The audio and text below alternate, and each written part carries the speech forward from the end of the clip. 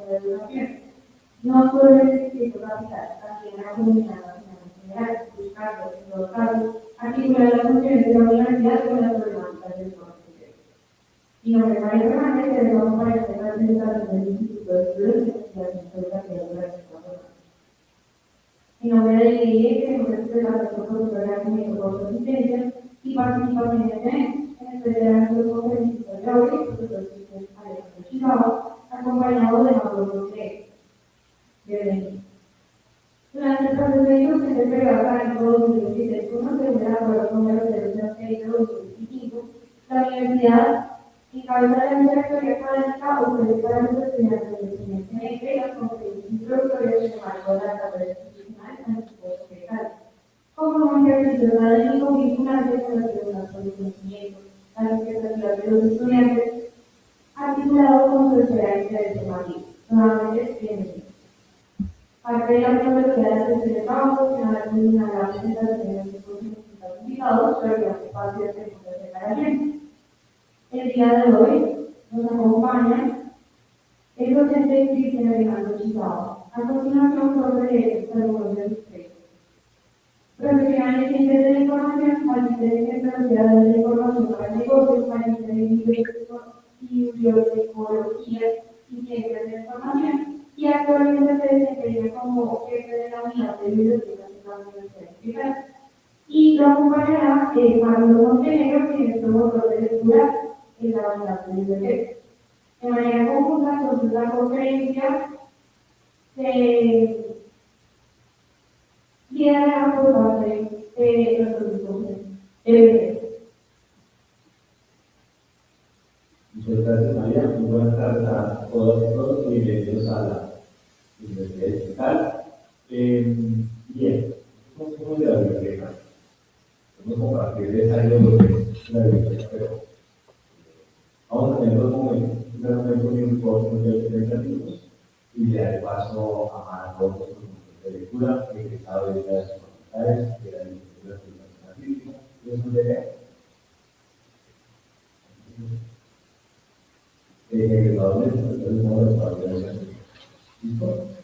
Obviamente representamos la biblioteca de nuestra casa, de la casa de ustedes por todos estos 4 o 5 años. Sepan que hay bibliotecas en todas las sedes de la universidad, pero hoy queremos hacer un ejercicio de reflexión más allá de presentar los fundadores, los datos, los consejos de lectura, que eso está bien. Esperamos que disfruten de la universidad y para mí es fácil.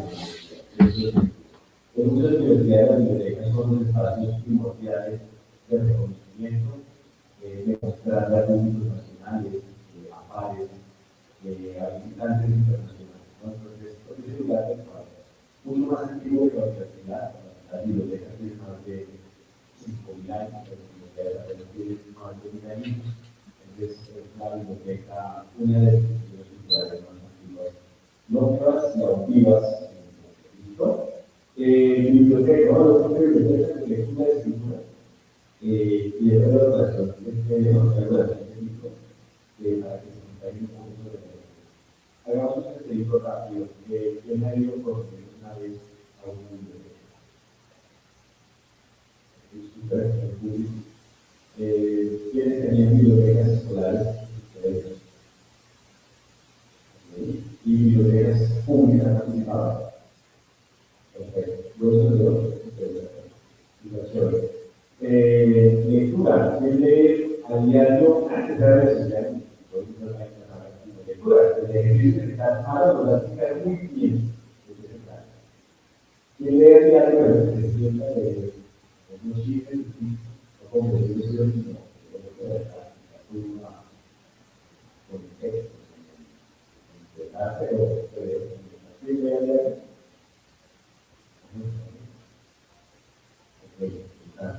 semanalmente hacemos la rutina de la semana. Supongo que no voy a dar poco. Pues nada más me gusta el conocedor de la ley. Creo que los muy la lectura como vida. Creo que la lectura es una de las prácticas más avanzadas de la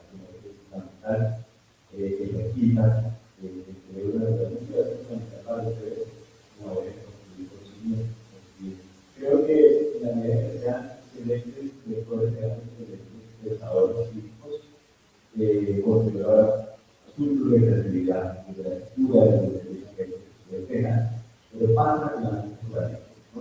Entonces, es una primera indicación que tiene que tener. Hoy están ustedes escribir todas, yo creo que nosotros tanto como más son viejitos que unos noventeros, yo creo que la mayoría son de para que empiezan a estudiar activamente con preguntar de atención. Ustedes pueden muchos de ustedes estudiar de atención. Hoy es el negocio, ¿no? De las redes sociales, de los aplicativos, de todas las materias de sí. Entonces hay compite de esta manera de poder comunicar. Y en estos sectores negativos me llama la atención y es como la letra de la conducción no debe encontrar libros, porque en realidad no es de carros, sino perfectamente lograr eso. Tengo una ocasión yo creo que la gente se mantiene rápidamente.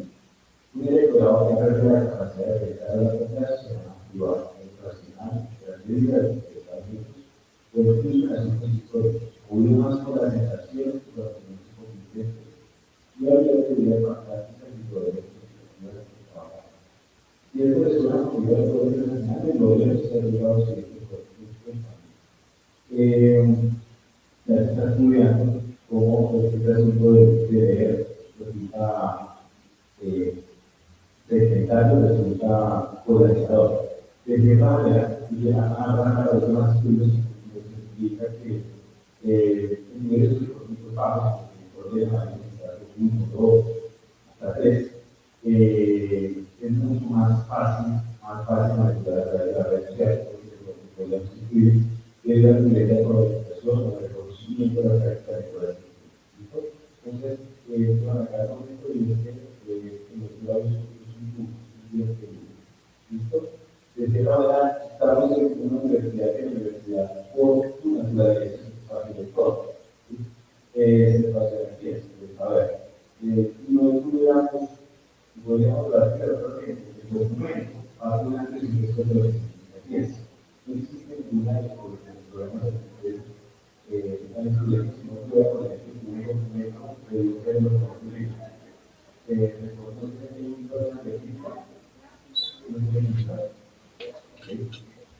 Hace 5 siglos, química que era, brujería, alquimia, ¿no? 100 años de soledad. Alquímedes, todos estos personajes tenían todos estos temas hasta que de repente empieza a avanzar la ciencia, ¿no? Se debe precisamente a los documentos,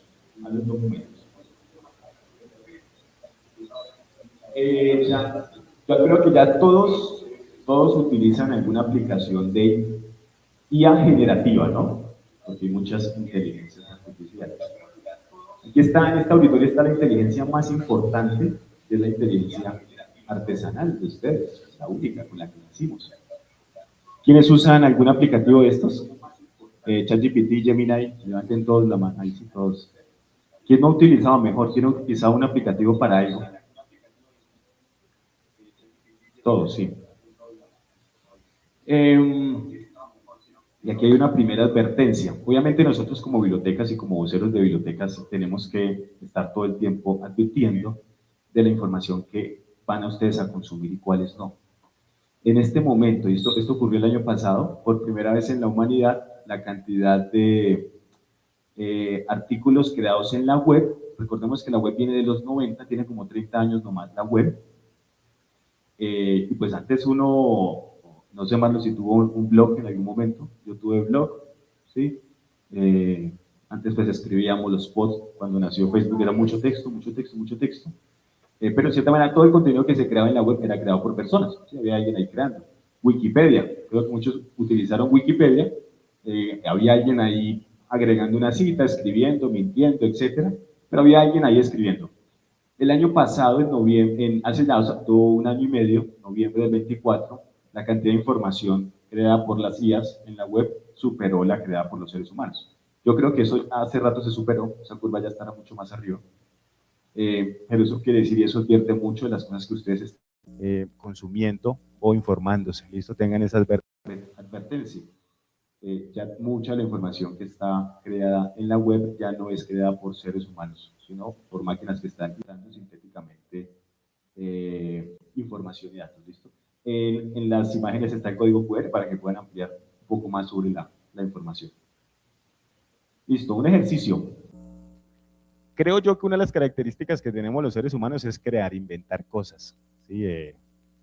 Inventar, crearnos, preguntarnos, observar. Aquí tengo un par de ejemplos. Esto es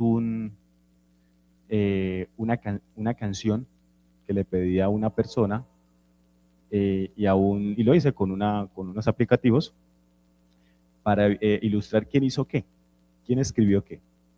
Entonces aquí tenemos esta primera, creo que todos la están leyendo: te fuiste sin aviso, como huye el sol frío, y el otro: me enamoré de ella. ¿Quién hizo qué? De este lado, ¿quién cree que esto lo escribió una máquina o un artesano? ¿Quién cree que esto lo creó una máquina? Poquitas manos. ¿Quién cree que esta lo creó una máquina? Muchos más. ¿Por qué? ¿Quién me dice por qué los de la máquina de allá o los de acá? ¿Qué ven?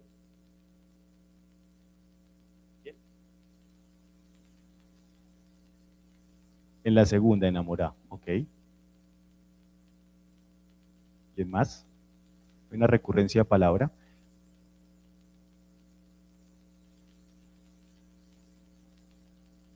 Tú votaste por esta, ¿sí? Y tú dices, aquí está mucho más simplificado la redacción, ¿sí?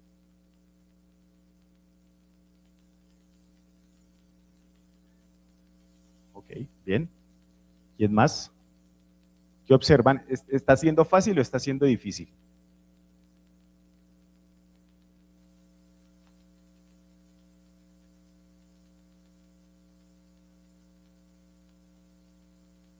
Ok, tú votas por esto. Ahí estás dando cosas, ¿no? Muy humano. Habrían palabras para... Ahora, el lenguaje es sencillo, tiene unas reglas. El español creo que tiene unas 135.000 palabras, de las cuales usamos para hablar coloquialmente 500. Alguien que conoce más puede utilizar entre 2.000 y 2.500 palabras, pero imagínense, quedan 130.000 palabras sueltas. Pero si uno le bota todas las palabras a una máquina, debe tener la capacidad de inventar, ¿no? Y los significados están dichos. ¿Alguien más?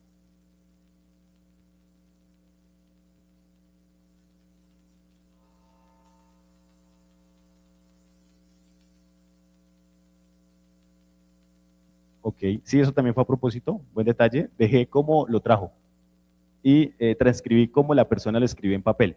Bueno, el ejercicio lo hice en una clase y lo hicieron a mano unos grupos y los demás, lo otro pues lo hicimos con aplicativos. Listo, entonces miremos qué es.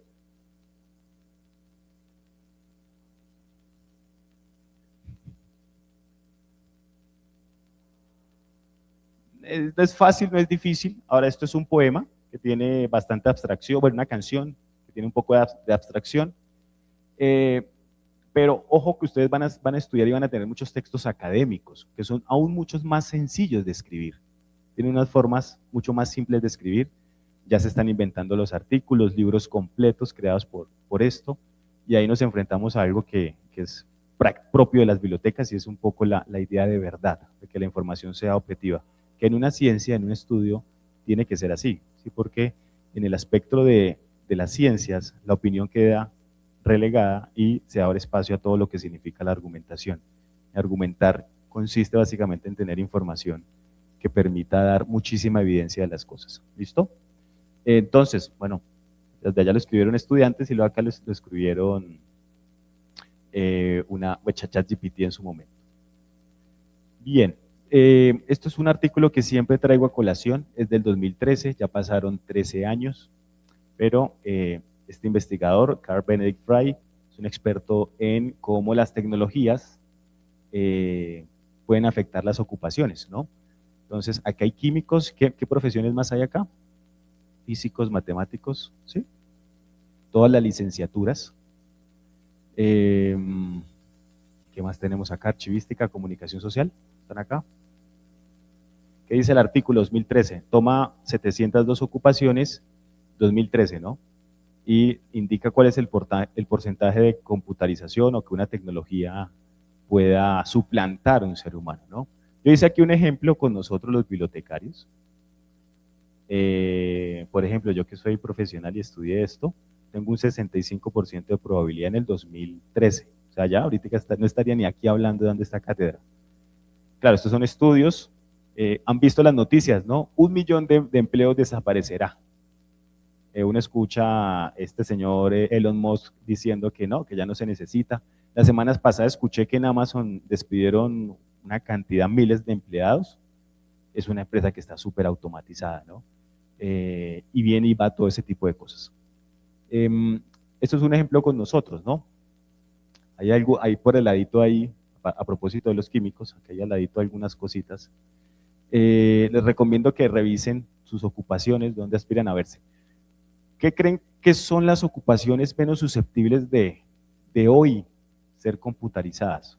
Ahora, esto es un contexto de países que tienen mucho presupuesto para invertir en innovación, en tecnología. No es el caso de Colombia. Colombia aún sigue siendo un consumidor fuerte de tecnología, poco productor y desarrollador de tecnología. Ojalá algún día tuviésemos esa capacidad. Tenemos unas facultades como ingeniería tecnológica que deberían ser aceleradoras de eso, pero pues es un desafío fuerte de país. ¿Qué creen que es común en esas ocupaciones que no serían susceptibles de que una tecnología las desplace de repente? ¿Qué creen?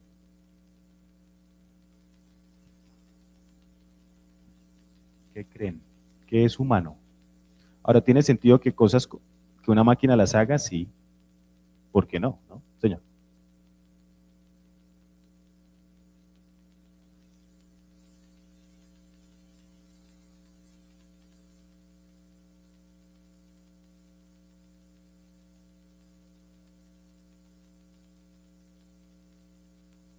Ok, ejercicio de las leyes. ¿Cuál sería la razón de fondo?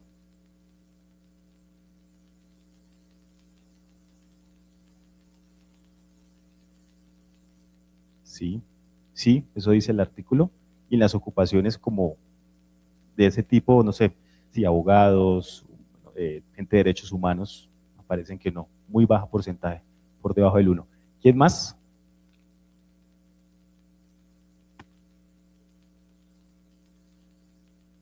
Sí. ¿Quién diciendo algo que, Marlon, me ayudas si de pronto se abre el artículo? Por favor. Lo cultural, lo artístico, sí.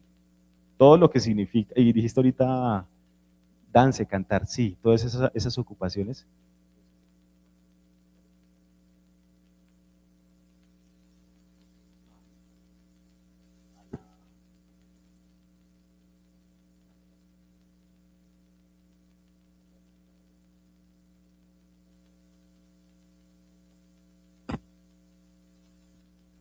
Sí, pero sí, esos tampoco están.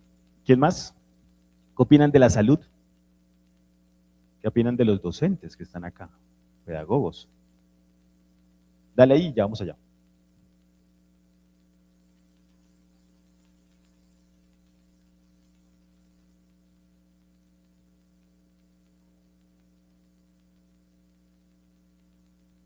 Sí, también está, correcto. Y mire que ya hay cosas que se empiezan a unir, ¿no?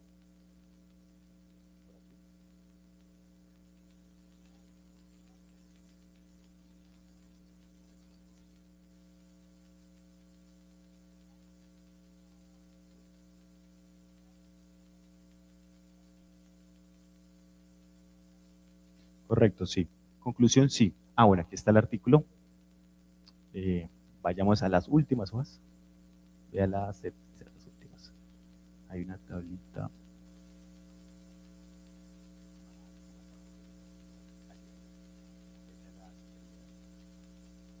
Listo, aquí tenemos el listadote. Aquí está. Si quieres ampliar un poquitico. Por debajo del 1%, miren, terapistas recreacionales, temas de salud mental, terapistas ocupacionales, todo el sector salud, coreógrafos, toda la parte artística, ¿no? Sí, pues uno puede ver un muñeco ahí. Yo he visto ya peleas de robots y jugando fútbol, pero pues nada como uno ir a ver un partido de algún equipo, no sé, Millonarios, verlo perder, cosas así, ¿no? Esas cosas son muy, muy humanas. Ciertas ingenierías, dentistas. En común, ahí lo acaba de decir una de las últimas estudiantes, tiene que ver con esa cosa que es muy humana, ¿sí? El acercamiento. Creo que eso no nos lo van a quitar. Pero eso exige, por supuesto, nosotros como estudiantes trabajar hacia allá, siempre hacia una lógica humanista de las cosas. Tecnologías vienen y van, eso depende de quién tiene más plata para, pero nada nos quita lo que significa ser personas.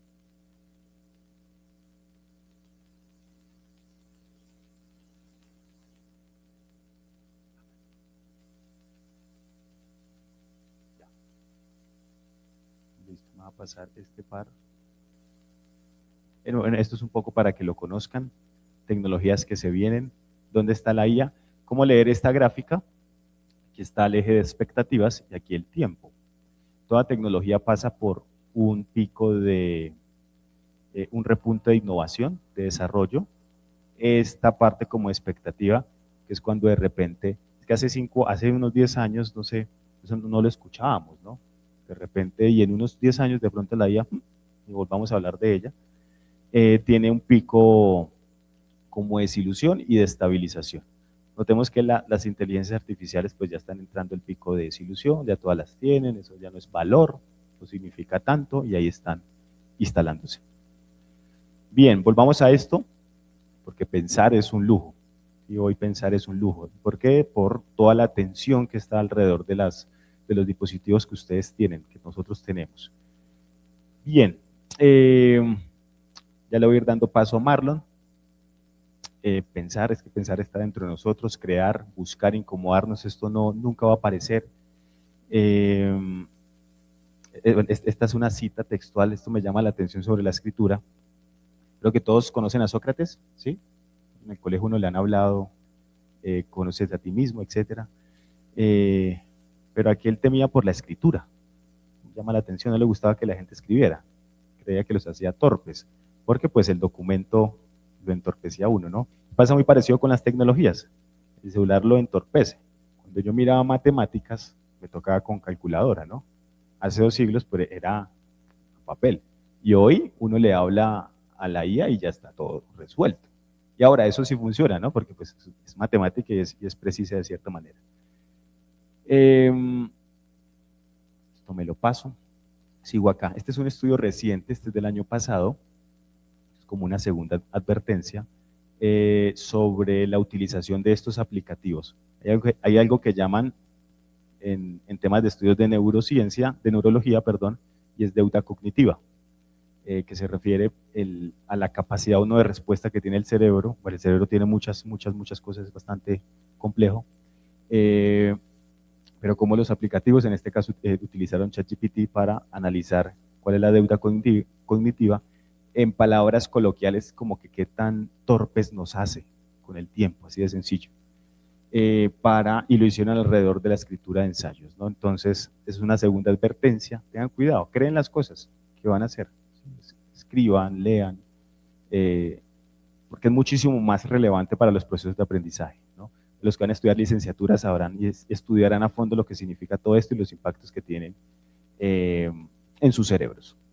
Voy a ir cerrando, pero esto es una invitación sin más a la lectura. Ya le voy a dar paso a Marlon para que nos cuente un poco también de su experiencia alrededor de esto, para que ustedes se contagien, para que sepan que esto hace parte de la oferta de actividades y de servicios que tenemos desde la biblioteca y demás.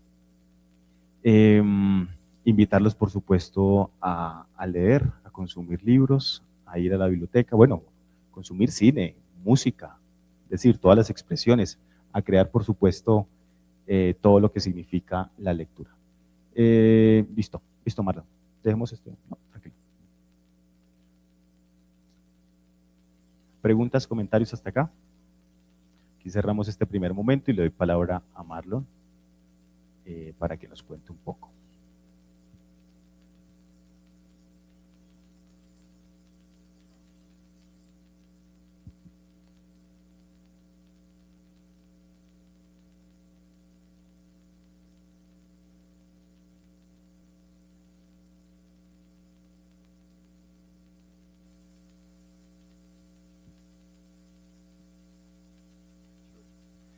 Bueno, de nuevo buenas tardes para todos y para todas. Bueno, ya siguiendo un poquito del hilo conductor que nos hablaba el maestro Cristian, yo les traigo hoy una propuesta muy interesante, y es que primero vamos a hablar un poquito de la lectura digital en tiempo de narrarnos. La palabra narrarnos va a abarcar un concepto bien interesante que vamos a transfigurar y a comentar y también a construir en este momento. Entonces, bueno, me gustaría arrancar por una pregunta que plantea un filósofo surcoreano, que es: ¿la verdad está en crisis? ¿Qué entendemos por verdad? ¿Ustedes qué entenderían por verdad? ¿Alguno que se atreva a decir: yo entiendo por verdad esto? Fuerte, por ahí escuché. Dilo. No. Bueno, vamos a retomar un poquito este concepto de la verdad como lo entendible, lo que se comprueba o lo que se dialoga o construye a través de la experiencia o la subjetividad. Y Byung-Chul Han, que es el filósofo del que vamos a retomar hoy, nos plantea de que esta está en crisis precisamente por las diferentes metodologías y medios que estamos implementando para replicar la información. La información es algo que empieza a cobrar un poco más de fuerza, sobre todo en el ámbito de la lectura, y es que las prácticas de la lectura están siendo transformadas por los medios digitales. ¿Medios digitales como cuáles? TikTok, por acá nos dicen allá atrás que otros medios digitales podrían transfigurar la verdad. No los escucho. ¿Dime? Bueno, todas las redes sociales que hoy en medio de toda esta inmediatez nos dan un montón de energía, de información que se consume. Me permito leer, y dice así: las prácticas de lectura están siendo profundamente transformadas por el avance de las tecnologías digitales, especialmente por la producción masiva acelerada de textos, datos y contenidos digitales, que suele ser toda esta información que sale en nuestros diferentes algoritmos dependiendo de nuestros usos, la multiplicidad de soportes, y es que nosotros ya no accedemos solo a información a través del libro objeto, sino a través de las pantallas, y las pantallas ya no están condicionadas a los medios comunicativos como la televisión o los computadores, sino ya tenemos a nuestro alcance nuestro pequeño amigo, el celular. La velocidad como valor dominante en el ecosistema digital. Y es que los medios hoy en día replican la información de una forma increíble, se replica información de una forma desaforada todos los días, todo momento, a toda hora. Entonces eso lo vamos a tener muy presente para responder a esta pregunta de si la verdad está en crisis. Y van a empezar a jugar un papel muy fundamental estos conceptos que son información, opinión, emoción y datos. Y vamos a tenerlos presentes para poder dialogarlos. Y es que Byung-Chul Han nos propone que la verdad, como nosotros la conocemos a través de la experiencia y de todo lo subjetivo, está siendo transformada y se está llevando hacia el dato. Él propone que la verdad es implícita, que necesita sentido, que necesita interpretación y que además se da a través del tiempo. Cuando nosotros asumimos que un hecho es real es porque ha pasado durante diferentes momentos en donde su veracidad se ha confirmado a través de diferentes formas. Mientras que el dato es inmediato, es cuantificable y acumulable. Entonces aquí empieza a jugar algo muy importante, y es que ya no vemos lo digital como una herramienta, como la utilizábamos antes, para informarnos, para reconocer esta veracidad de lo que se dialoga en los diferentes espacios de formación, sino la estamos utilizando como una interfaz. ¿Han escuchado sobre el metaverso? ¿Quién sí ha escuchado sobre el metaverso? Muy pocos. Bueno, estamos a nada de entrar a una era digital en donde nuestra presencia y personalidad van a transformarse en un mundo digital, que es el metaverso. Esta es la famosa interfaz. Antes veíamos el celular como una herramienta con la cual podíamos acceder a un montón de información e incluso al ocio, porque nosotros nos redirigíamos a él buscando información que nos llamara la atención, que nos gustara. Hoy en día ya convivimos a través del celular, dialogamos a través del celular, vivimos experiencias a través del celular. Y es que esto, pues bueno, suena como algo interesante, como algo que puede potencializar nuestras habilidades y reconocernos en otros espacios, incluso en otros países al que pertenecemos. Pero esto implícitamente transforma la lectura de una forma, y es que lo verdadero se confunde con lo medible. Ya la veracidad pasa a un segundo plano, porque ya en las redes sociales lo que nos motiva, lo que nos llama la atención, no es lo que está confirmado, sino lo que mueve más mi emoción, lo que me causa más tristeza, lo que me causa más alegría, lo que me llama más la atención es lo que empieza a figurar como en los primeros espacios. La verdad se reduce a información verificable, no comprensión profunda. Ya no queremos saber de dónde viene la información, no queremos profundizar el tema de una manera íntegra. Queremos llevarlo más hacia su veracidad, saber qué personas están hablando de esto, cuántas personas en el mundo están hablando de lo mismo. Ya no estamos buscando quién comprobó, quién teorizó, no, sino quiénes lo replican, quién lo verifica, quiénes lo comparten, y eso empieza a jugar un papel muy importante en la lectura. Y es que se empiezan a moldear las formas de atención. No sé si ustedes han escuchado alguna vez cuánto tiempo le toma a un ser humano tomar la decisión si algo le importa o no. ¿Alguien sabe? ¿No? Listo, reformulémosla. ¿Cuánto era el tiempo mínimo de un TikTok? 15 segundos. Ah, esa sí no la sabemos, ¿verdad? Resulta que al hipocampo, el hipocampo es una parte neuronal en donde llegan primero toda la información que aprendemos, le toma 15 segundos analizar qué información es relevante y qué no. El mismo tiempo que dura mínimo un TikTok. Interesante como para tenerlo presente, puesto que estas formas de atención empiezan a configurarse. Ya toda la información que nos llega tiene que ser explícita, rápida, de una forma inmediata. Incide en la construcción del sentido. Quiero que tengamos esta palabra del sentido muy presente, y es que va a empezar a jugar un papel fundamental en el reconocimiento propio a través de esto, de la era digital. Ahorita la vamos a profundizar. Afecta la manera de narrarnos y narrar la experiencia de otros, la experiencia humana. Y es que sentido va a tener un papel fundamental precisamente porque nos va a permitir narrar la historia a través de la experiencia. Ya ahorita vamos a hablar de eso. Pasa que como la verdad está en crisis, nos encontramos con este término que también es muy interesante, que es la posverdad. Y es que se dice que la posverdad ya no necesita de la veracidad, ya no necesita de un pensamiento profundo, de una teoría profunda, porque importa más lo que emociona, importa más lo que me hace llorar, importa más lo que me gusta, importa más lo que me llama la atención, lo que puedo comprar. Todo eso empieza a tener un configuramiento, o una configuración, perdón, en todo el sistema neuronal. Se siente verdadero, y es que al sentirse verdadero nos pone a nosotros como en primer plano. Y es que en una conversación se necesitan dos: el emisor del mensaje, ¿y cuál sería el otro? El receptor. Muy bien. Todo el tiempo la comunicación humana se ha basado porque necesitamos de ambos, ¿no? Porque ambos hacen la conversación y la conversación hace el conocimiento. Resulta que en esta posverdad, en la era digital, nos encontramos con un sujeto diferente, con un emisor diferente, y es el sujeto digital. Y es que a él realmente no le interesa mucho saber si su postura es real o no. Le interesa saber es cuántas interacciones o cuánto alcance tiene.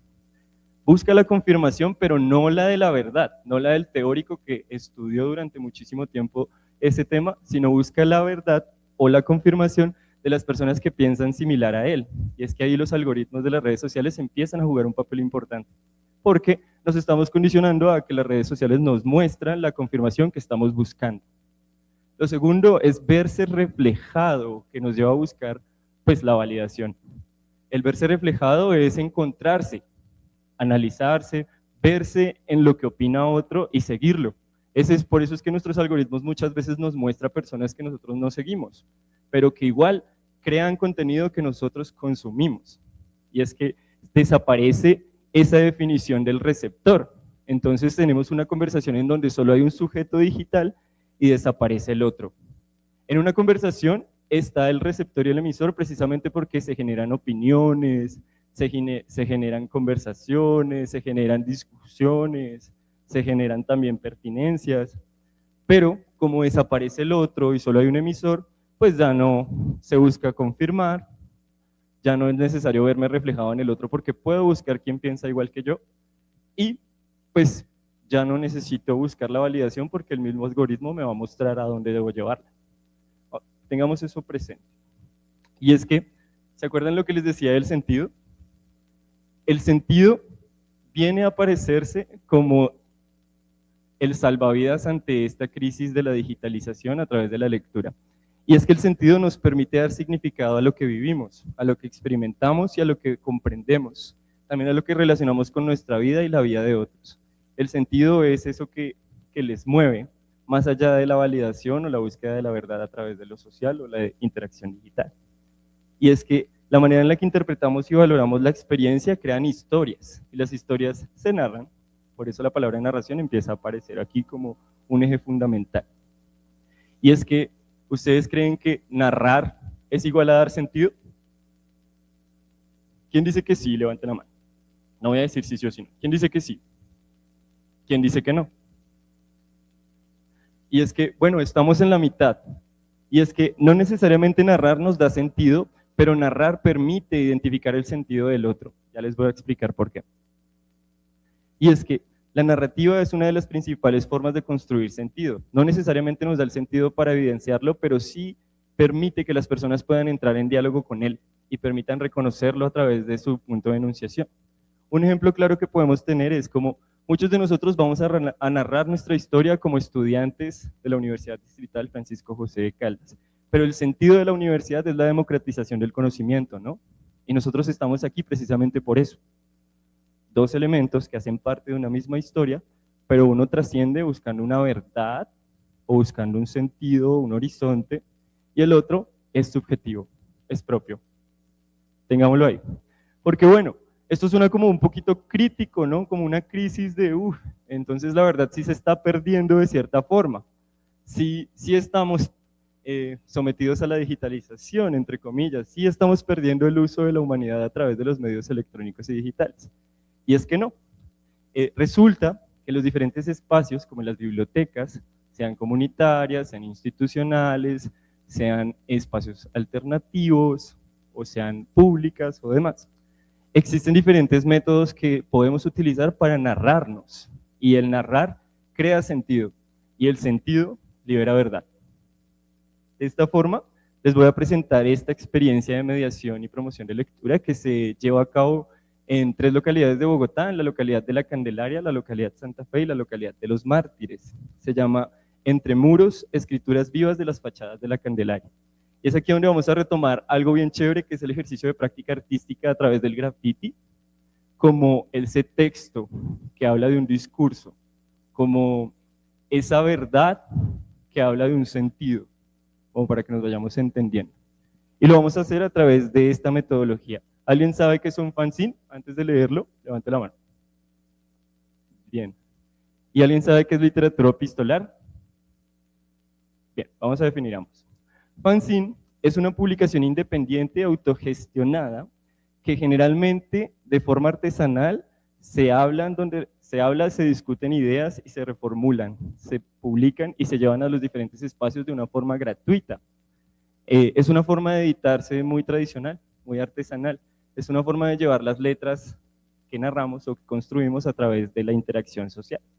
Y lo mejor es que pues, su distribución es gratuita y es una forma de resistir. Y lo otro es la literatura epistolar. La literatura epistolar es una forma de escritura basada en cartas o diarios que permiten reconocerme a mí a través de la escritura.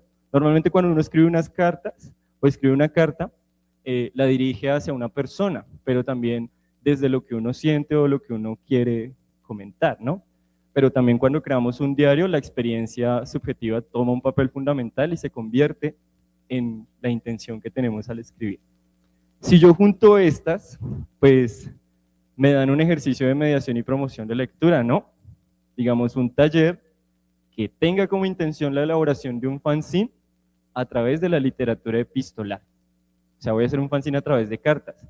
Eso fue lo que hicimos en la localidad de La Candelaria, la localidad Santa Fe y la localidad de Los Mártires, con una intención, y es que nosotros queríamos primero hacer la distinción entre graffiti y arte urbano.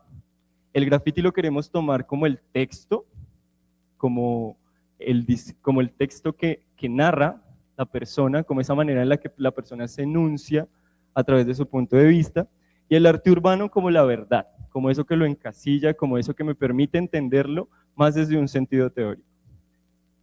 Y también queremos mostrar una pequeña diferencia entre lo que es la cultura escrita, que muchas veces la relacionamos directamente a los libros.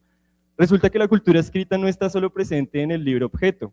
La manera en la que nosotros podemos obtener información se puede transformar llevada hacia los diferentes elementos que la configuran. Pueden ser audiovisuales, pueden ser solo de audio, pueden ser físicos, pueden ser plásticos. La imaginación es grandísima en ese sentido cuando queremos hablar de cultura escrita. Y es que cultura escrita empieza a ser un término que va a permitir llevarnos las bibliotecas y llevarnos los libros y llevarnos la mediación a muchos espacios, incluso al alternativo como este, que está en las calles de una localidad. Entonces, hacemos la distinción entre el libro objeto y la cultura escrita, hablando de que se encuentra no solo en los libros, sino en las diferentes formas de expresión y de escritura. Y es que también identificamos que algunos elementos los caracterizan, que son las maneras en las que habitamos la palabra. ¿Ustedes reconocen alguna de estas maneras en las que habitamos la palabra? Una. ¿Quién me dice una que reconozcan así de entrada? Las calcas, dicen acá. ¿Qué otra por allá? Duro. Los anuncios. ¿No reconocen ninguno más? El fanzine. ¿Cuál es el otro? Los signos. Dime. Las placas. Bueno, reconocimos que en estas localidades de Bogotá hay diferentes formas en las que se habita la palabra y en las que se habita la cultura escrita. Y muchas de ellas están presentes acá en la Universidad Distrital, que son el graffiti, las calcas, los discursos, los signos, los habitantes, las pinturas, las placas, anuncios, arquitecturas, también los paisajes sonoros, que son todas estas intervenciones musicales o sonoras que hay en los diferentes espacios, los códigos, iconos, casas y ventanas. Me voy a permitir leer esto, y dice así: las expresiones gráficas figuran como huellas no oficiales y trazos que atestiguan la memoria colectiva. Las paredes trascienden sus límites arquitectónicos para establecerse como canales de comunicación capaces de producir emociones y suscitar preguntas en aquellos cuya curiosidad los lleva a fijar la vista en los muros de la localidad. Entonces, como lo veníamos hablando, nos transformamos de esta lectura digital que intenta ocultar la verdad a un discurso diferente plasmado a través de las calles de una localidad, ¿no? Y lo retomamos como una huella, una memoria colectiva que, si lo relacionamos con lo que estábamos hablando, sería una verdad, ¿no? Que son la verdad de las personas que habitan este territorio. Entonces, pensándonos desde esa postura, ¿qué intención tendría una carta? ¿Por qué una carta y no un cuento? ¿Por qué una carta y no una novela? ¿Por qué una carta y no un chiste? ¿Quién se atreve a responderlo? Porque tiene un destinatario, eso es clave. Bien, y lo mencionó el compañero. Y es que la carta es un ejercicio de escritura y lectura muy personal, que me permite poner mi verdad o mi postura, no desde una manera emocional, claro, puede plasmarse, pero desde una forma más íntima y además que tiene el ejercicio de escritura, ¿no? Entonces eso ya lo transfigura y lo libera un poquito del medio digital. ¿A quiénes estarían dirigidas esas cartas o esos grafitis que están en esos muros? ¿Ustedes cuál creen que es la intención de alguien que hace un grafiti o un tag en una ventana, calle o pared? Bueno, ya lo dijeron. ¿Cuál creen?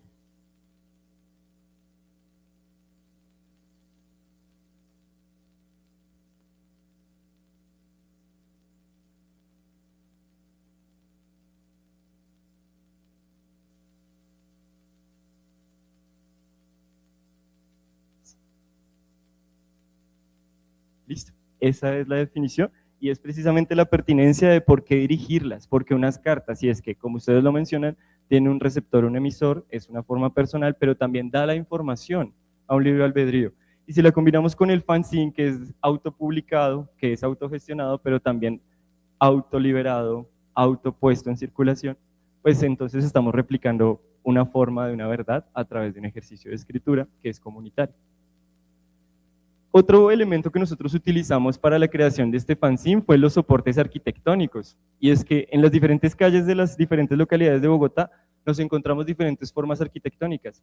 En este caso me voy a permitir hablar de la Candelaria. En la Candelaria encontramos 3 momentos históricos arquitectónicos. El primero es colonial, que son estas figuras de estas casas hechas en bareque, con pocos detalles, sus portones gigantes hechos en madera, sus casas pintadas de blanco y verde en su mayoría.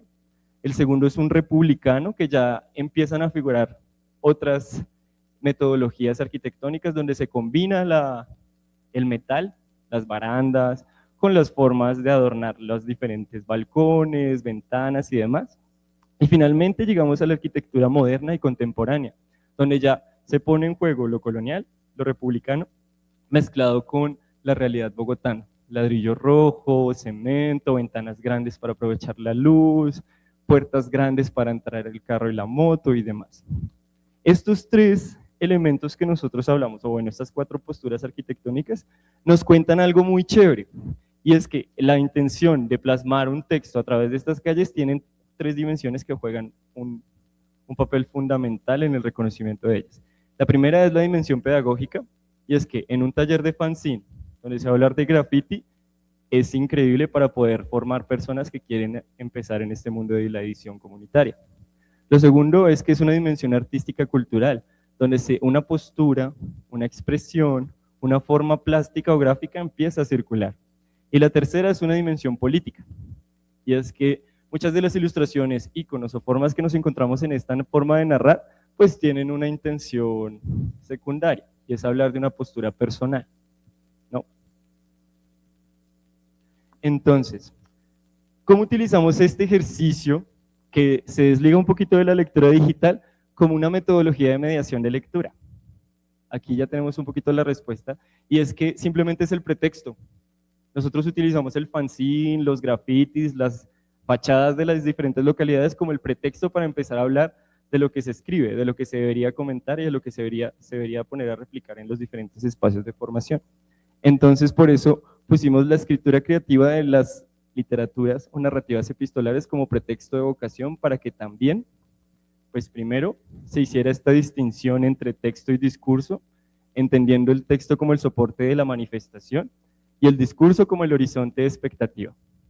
El horizonte de expectativa del que yo menciono, o el que estoy hablando, es esa forma en la que nosotros comprendemos eso que veo, eso que solo nace de mí, eso que yo comprendo a través de lo que estoy leyendo. Y la técnica y soporte simplemente es la forma en la que lo plasmo. Un icono, una calca, un graffiti, una novela, un diario. Y bueno, ¿por qué hablar de esto? Resulta que en Francia hay una antropóloga que se llama Michelle Petit, que dice que en los espacios de lectura, como las bibliotecas, se puede acceder a un lugar muy chévere que es el espacio íntimo de cada uno. El espacio íntimo es ese espacio en donde me reconozco como persona y donde reconozco la subjetividad como algo implantado, como algo que quiero mostrar ante la sociedad. Y las bibliotecas, a través de sus diferentes libros, a través de sus diferentes materiales bibliográficos, audiovisuales y demás, logran que a través de lo que a mí me guste, lleguemos a ese espacio íntimo. Pero ¿cuál es el reto realmente? Pasar de ese espacio íntimo al espacio público, que pues si lo ponemos en contraposición, el fanzine nos ayudaría perfectamente con eso, pero pues es un trabajo continuo, de consistencia y de tiempo, sobre todo.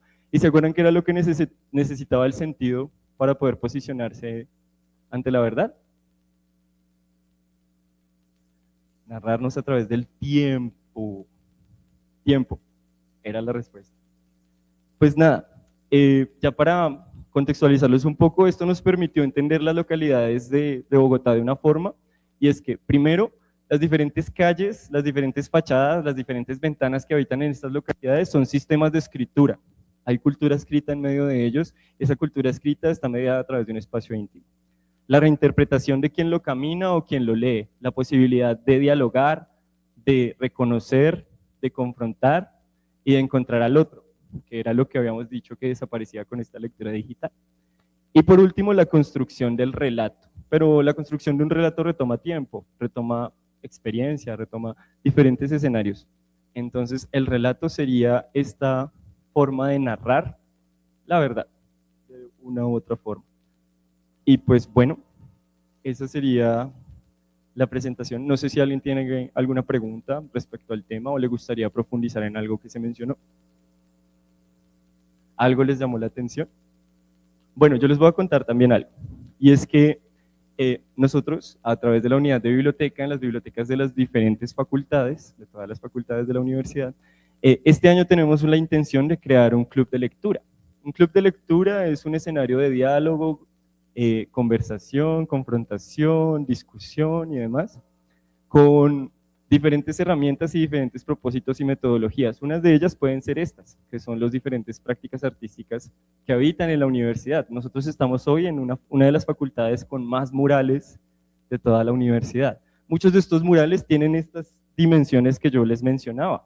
Dimensión pedagógica, como, no sé, ¿quién recuerda un mural con una dimensión pedagógica, a excepción del Camilo Torres que está pintado aquí, que está en la Macarena?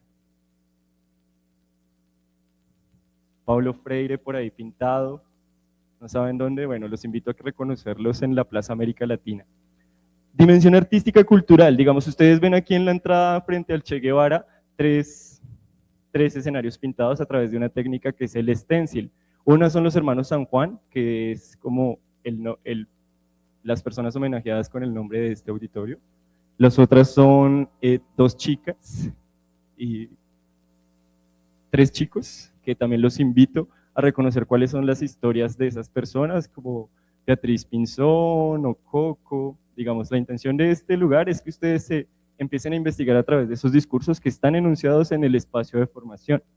Dimensiones políticas, desde lo que pensamos, creencias, ideologías y demás, pero también desde los sistemas de escritura. ¿Por qué menciono esto? Y es que pues, los espacios como los clubes de lectura son fundamentales para el desarrollo del pensamiento crítico, para el posicionamiento de mi persona ante el ejercicio de diálogo, pero también el uso de herramientas como la biblioteca para una formación personal. Entonces, pues invitadísimos todos a preguntar en las diferentes bibliotecas cómo poder participar de este club de lectura y de las diferentes actividades que se van a dar a cabo a lo largo del año. Estas actividades tienen pues diferentes enfoques de formación como los cineforos, desde el material audiovisual, las tertulias desde la conversación y pues las diferentes exposiciones de piezas y artes gráficas que hay en las diferentes sedes de la universidad. No sé si el profe quiere decir algo más.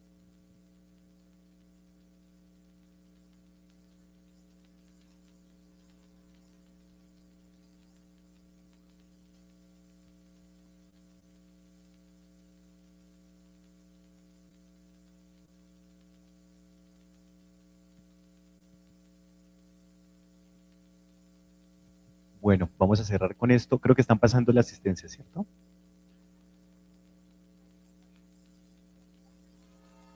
Listo. Entonces, listica en papel y QR, ¿vale? Bien, vamos a cerrar un poquito con lo que van a poder encontrar en la biblioteca, ¿listo? Si tienen sugerencias, es el momento de pedir. Si necesitan algo, es el momento de pedir. O si están pensando, oiga, aquí hacen, no sé, un taller de fanzine, ustedes ya saben, sí, lo podemos hacer, ¿listo? Entonces, tenemos organizados los servicios de la biblioteca en 12. El primer servicio está orientado, este es un espacio de cierta manera de acogida, por eso lo llamamos servicios de información y acogida de la universidad, pero tenemos 9 bibliotecas ubicadas en la sede de Macarena. Tenemos Macarena A, Macarena B que se está remodelando, y solemos hablar también de los centros de documentación. ¿Quién es de la licenciatura en Ciencias Sociales acá? Ustedes tienen un centro de documentación en Ciencias Sociales, es especializado, documentación específica en Ciencias Sociales. Bueno, y para todos, ¿no? Hay algo muy lindo en el Centro de Documentación de Ciencias Sociales y es el Archivo Histórico de Prensa. Son más de 30.000 noticias de Bogotá del siglo XIX, mediados, y el siglo XX. Entonces, acá hay 3 espacios, ¿listo? Biblioteca Macarena A, Biblioteca Macarena B, que está en remodelación, y el Centro de Documentación en Ciencias Sociales. Están en todas las sedes. En Bosa hay una biblioteca chévere. ¿Quién vive como por Bosa? Por ejemplo, los sábados pueden ir a hacer trabajos allá. La biblioteca es grandota. ¿Quién vive por Ciudad Bolívar, por ahí cerca? Esa biblioteca es la más chévere, es creo que la más comela que tenemos, porque allí hay salas de videojuegos, hay Fab Labs, Media Lab, impresora 3D, temas de realidad virtual. Los espacios son muy cómodos, muy hermosos, entonces allá la pueden aprovechar. Aquí cerquita tenemos la de Ibero, que equipo la Circunvalar, abajito nos queda la de Artes, posgrados que queda por la séptima con 51. Pero no solo tenemos las 9 bibliotecas y el Centro de Documentación de Ciencias Sociales, sino el Centro de Documentación de las Artes también. Museos, no sé si sabían, aquí la Universidad Distrital tiene varios museos, digamos que el más consolidado y maduro es el Museo de Historia Natural, que es de biología, él está en Macarena B, aquí ubicado, lo pueden visitar, interesados en esto. Aquí hay licenciatura en biología, creo que les van a hacer una, no sé si ya se las hicieron, pero creo que les hacen un recorrido por el museo, y si no, para que sepan, pídanlo, ahí queda el Museo de Historia Natural. Tenemos una exposición permanente en la sede de Paiva, que la conocieron el viernes. Esa sede cumple 100 años, un siglo este año, entonces invitados a toda la agenda cultural que tendremos en Paiva, ¿listo? Este año como hay, no me estoy adelantando, eso es solo la 1. De la 2, servicios fundamentales de una biblioteca. Prestamos libros, revistas, CDs, música, todo lo que sea bibliográfico, listo, lo que se puedan imaginar. Tenemos más de 220,000 libros. Si ustedes tienen solicitudes nos pueden escribir, mira, es que este libro no está, me gustaría que lo tuviera la universidad, lo podemos hacer, etcétera. Servicios TICs, nosotros prestamos tablets, audífonos, portátiles. Las tablets sí se las pueden llevar para sus casas, tienen un mes de préstamo. Portátiles, audífonos, todo eso sí dentro de las instalaciones. Si alguno de ustedes tiene alguna dificultad auditiva visual, en bibliotecas como en Tecnológica, próximamente en Macarena y en las demás, hay equipo con tecnología para que les facilite pues el uso de un equipo y demás, ¿listo? Porque pues sabemos que pueden tener alguna dificultad visual o auditiva. Servicio de apoyo en idiomas. Tenemos actividades orientadas, obviamente está el ILUD, ustedes tendrán que de pronto pasar por el ILUD para el tema del idioma, de parte de los requisitos, pero hacemos actividades culturales de inmersión al idioma. Este año, como tenemos mundial, no sé si a todos les gusta el mundial, a mí me gusta el mundial, vamos a hacer actividades de idiomas alrededor obviamente en el mundial. Llegan muchas lenguas del mundo, entonces vamos a aprovechar ese gran comodín que tenemos para hacer muchas actividades orientadas a idiomas. Servicio de apoyo a los retos profesionales. Esto es aquí hacemos talleres, actividades orientadas al fortalecimiento integral de ustedes. Temas como cómo buscar un empleo, cómo vestirse para ir a hacer una entrevista, cómo hacer, es decir, estrategias de comunicación asertiva, todas esas cositas las ofertamos allí. Bases de datos, que es la línea 6, tenemos más de 80 bases de datos. Les recomiendo a todos que son, creo que en general de esta facultad, bases de datos como JSTOR, EBSCO, pídanle a sus profesores, a los bibliotecarios de esta sede que por favor les enseñen esto, acérquense. Esto es para ustedes, es una inversión importante, son como 3.000 millones de pesos al año que invertimos en bases de datos para ustedes, 24/7, lo pueden buscar aquí en la Distrital, como en la casa o fuera de Bogotá, donde estén. Servicios de ideación, creación e innovación, un poco como lo que decía Marlon, aquí hacemos actividades de creación específica desde la perspectiva artística. Pero en bibliotecas como en Tecnológica, para los que viven en Ciudad Bolívar, ya tenemos unos equipos de prototipado, ¿sí? Que son impresoras 3D y de prototipado virtual, unos laboratorios virtual. ¿Puede complementarle con los ejercicios académicos? Sí. Entonces, interesados pueden visitar esa biblioteca.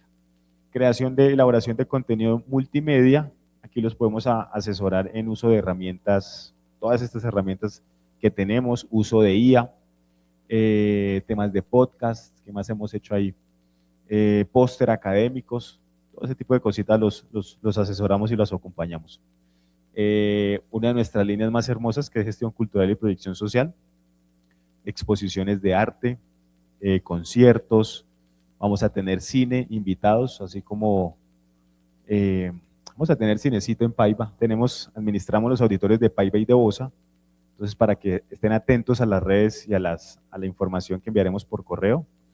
Quienes no nos siguen en redes, @biblioteca UD, Biblioteca UD, ahí estamos todo el tiempo publicitando. Y toda la parte formativa, que son las líneas 11 y 12, cómo usar, tenemos una formación desde la IA, y cómo pensamos un poquito lo que decíamos durante esta horita, cómo utilizar toda esa información, o sea, cómo ustedes pueden evaluar ese tema, y lo que decía Marlon, el tema de la verdad va a pasar fuertemente por la fuente que se utilice. 9 bibliotecas, portafolio inmenso de servicios, esto es para ustedes, disfrútenlo. Tenemos Museo de Historia Natural, el Museo Geoespacial que queda en Paiva. Además, si por alguna razón requieren ir a otra biblioteca, al ser estudiantes nuestros de la Universidad Distrital, lo pueden hacer. Es un servicio muy importante, muy utilizado. Hay más de 48 alianzas con universidades, ¿sí? No sé, aquí cerca que quedan el externado, es decir, sí, pueden entrar al externado, pueden utilizar los libros, llevárselos en préstamo, los Andes, el Rosario, Javeriana, la Universidad Nacional. Bueno, si hay una que necesitan, nos avisan y no está, pues enviamos un correíto a las otras bibliotecas y lo hacen. ¿Listo? ¿Qué más podemos decir? No, esto es... Bueno, aprovechando el espacio y que estamos hablando de las bibliotecas, pues yo les quiero regalar este cuento. Esto es de un libro que se llama Érase una mujer, su autora es Vera Carvajal. ¿Alguien reconoce las muñecas que están en la portada de este texto? Matryoshkas, creo que les dicen. Matryoshkas, ¿verdad? ¿Alguien me dice qué hay dentro de estas muñecas? Más muñecas, ¿verdad? Más pequeñas y cada una de ellas. Resulta que en este libro vamos a hablar de qué hay dentro de estas muñecas y porque cada una de ellas tiene un símbolo que cuenta su historia. En este caso, yo les voy a hablar de un texto que se narra acá en el país en el que vivimos, que es Colombia, en una ciudad que atraviesa, bueno, en un municipio que atraviesa uno de los ríos más importantes que tenemos, que es el río Magdalena. Yo les voy a hablar de esta muñeca que tiene en su centro un icono que es una paloma blanca. ¿Quién me dice nosotros como colombianos normalmente a qué relacionamos la paloma blanca? A la paz. ¿Y a qué más? ¿A qué más? ¿A qué más? A la libertad de expresión, pero también muchas veces a un hito religioso, ¿verdad? Al Espíritu Santo, muy bien. Bueno, yo les voy a contar esta historia que se desarrolla en Puerto Berrío, Antioquia, un municipio que atraviesa el río Magdalena, uno de los ríos más bellos que tenemos en Colombia.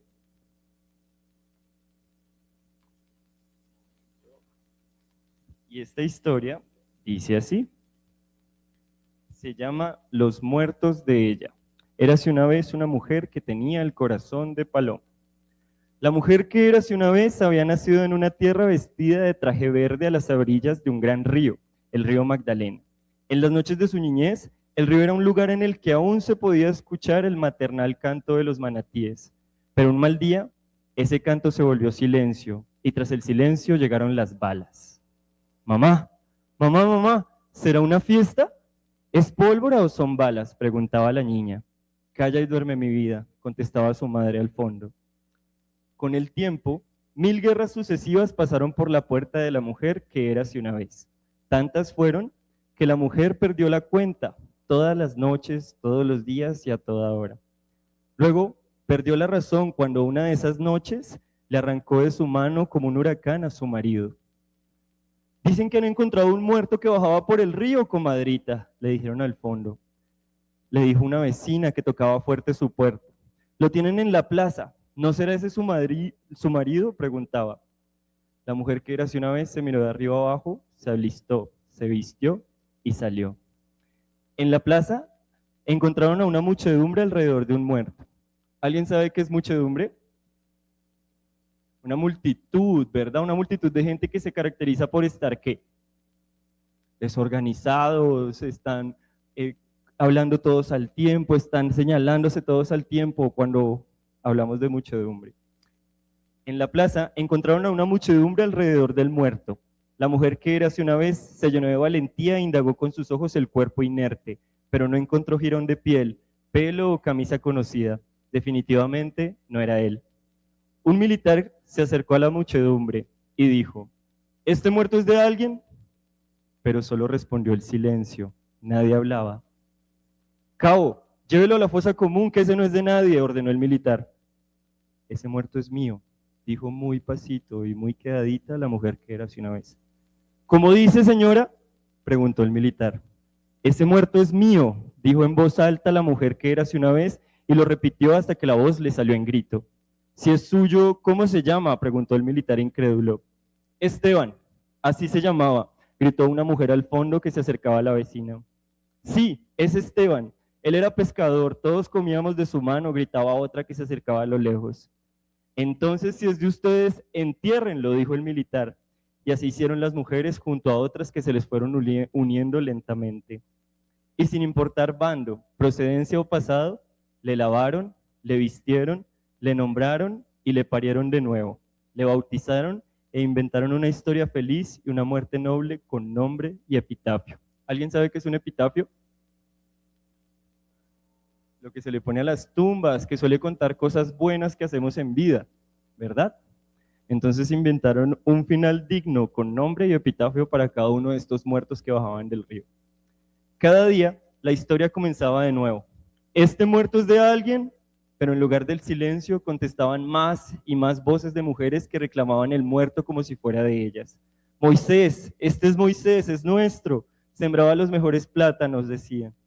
Finalmente, los militares ya no preguntaban cuando sacaban del río a los muertos. Simplemente los dejaban en la plaza, donde las mujeres les recogían, les lavaban, les vestían, les nombraban, les parían de nuevo, les bautizaban y para ellos inventaban una historia feliz y una muerte noble, con nombre y epitafio. Las mujeres cada semana prendían velas en el cementerio, pero ya no lloraban, cantaban nanas de agua dulce. Bueno, pasa que les voy a leer este dato curioso. Colombia ha sido escenario en los últimos 60 años de uno de los conflictos armados más cruentos. Cruentos es cuando nos referimos a violentos, sangrientos, fuertes. De los conflictos armados más cruentos de la historia reciente. Fuentes originales aceptan 6.000 millones de víctimas por la guerra interna, cifra que es sin duda solo un pálido reflejo del terror que han vivido los colombianos. Sin embargo, así como ha sido escenario de dolor, Colombia ha dado la luz a las más conmovedoras historias de esperanza, fortaleza y sublime humanidad. En Puerto Berrío, Antioquia, sucedía esta historia de esta mujer que era hace una vez, que creyó en su corazón de paloma. Y pues nada, chicos, la invitación es a que se acerquen también a los diferentes espacios de promoción y animación a la lectura que hay en las bibliotecas. Esto es solo un abrebocas de todo lo que vamos a dialogar y lo que vamos a hacer en estos espacios. Y pues nada, recordarles siempre que ustedes son bienvenidos en todos y cada uno de ellos. Bueno, un aplausito.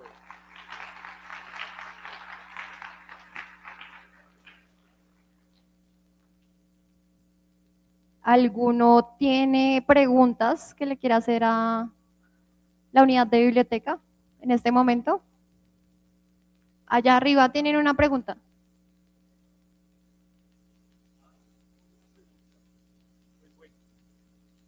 Ahorita estamos como en ese proceso de adquisición de diferentes materiales bibliográficos para el catálogo de la UD, pero por ahora les puedo invitar a que leamos este libro en el catálogo de la Red Distrital de Bibliotecas Públicas de Bogotá, una de las articulaciones espacios aliados de la Biblioteca UD, donde van a poder acceder a diferentes servicios totalmente gratuitos como el préstamo de estos materiales.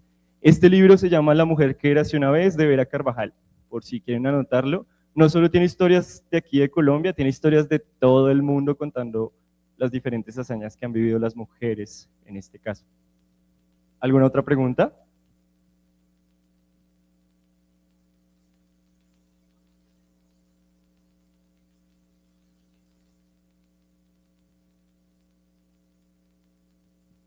Lo que les comenté del archivo histórico periodístico, sí, ya les muestro. De hecho, aquí estaba haciendo las dos pruebas.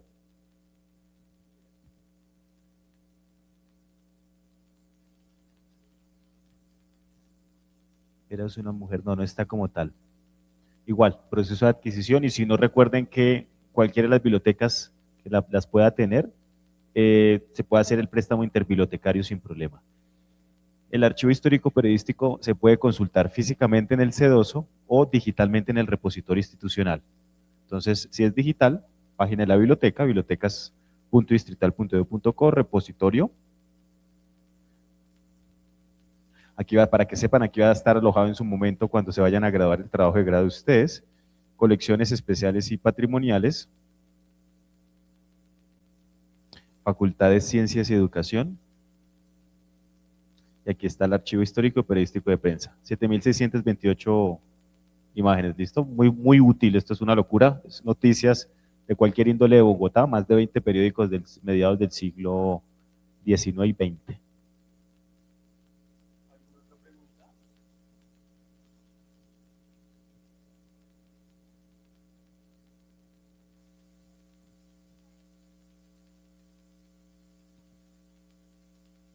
Sí, todo es página. Entonces, eso lo llamamos como una alianza. Entonces, son dos cosas. Lo primero, son 48 instituciones, usualmente universidades recurrentes con buenas bibliotecas. Aquí está, en este enlace, Alianza Interbibliotecaria. Tienen dos formas de ingreso, dos servicios, por así decirlo. El primero es utilizar la instalación, es decir, pueden utilizar, no sé, me gusta, es muy cómodo las bibliotecas de la Universidad Nacional, entonces quiero trabajar allá o porque vivo cerca, pues está bien, ¿no? Y la segunda, solicitar un libro de colección general de ellos, ¿vale? Son como esos dos servicios. Aquí está, entonces vuelvo acá, la página, eso se llama una alianza interbibliotecaria. Aquí están. Para la visita, como ir a utilizar el espacio, se conoce como una carta de presentación y lo demás se conoce como un préstamo interbibliotecario. Si van a hacer las dos, visitar, que usualmente es así, ¿no? Voy y visito, pero también después me doy cuenta que quiero un libro, pues hago la carta y hago el préstamo interbibliotecario. ¿Listo? Eso les llega a un PDF digital para que ustedes lo presenten en el momento de la entrada de la biblioteca. ¿Listo?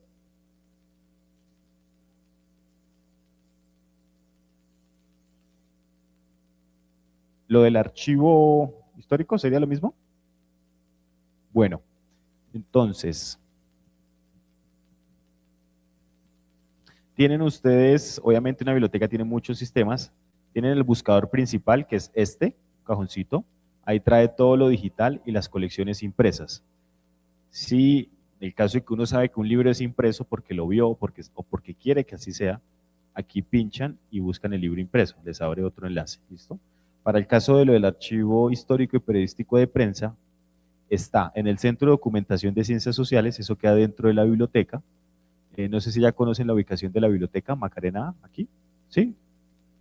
Yo no me sé ubicar todavía porque esto baja y sube, no sé qué piso sea, lo que hacia allá. 5 años, no sé si es el piso 1 o 5, no sé. Pero bueno, hacia allá, biblioteca. Cuando entran a mano izquierda, queda el Centro de Documentación de Ciencias Sociales. Si lo quieren ver, si lo quieren ver. Si no, digital, repositorio.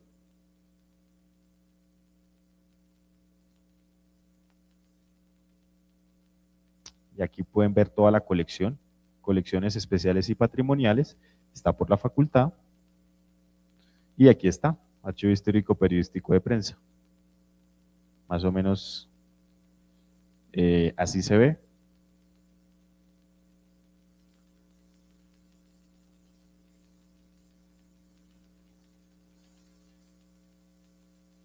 Ahí está una noticia de 1889 de la Gaceta de Cundinamarca.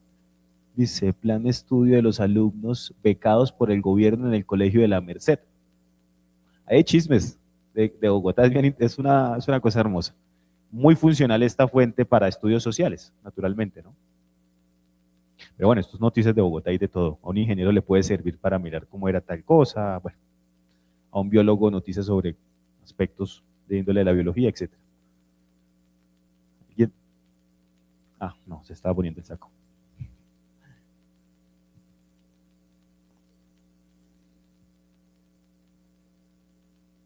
Sí, libros, sí, se puede, desde que estén en buen estado, no estén dañados, tengan alguna pertinencia académica, sí se puede.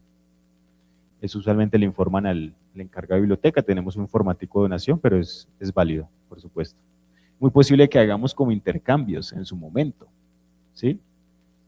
Vamos a activar fuertemente toda esa parte de intercambios, los clubes de lectura. ¿Listo?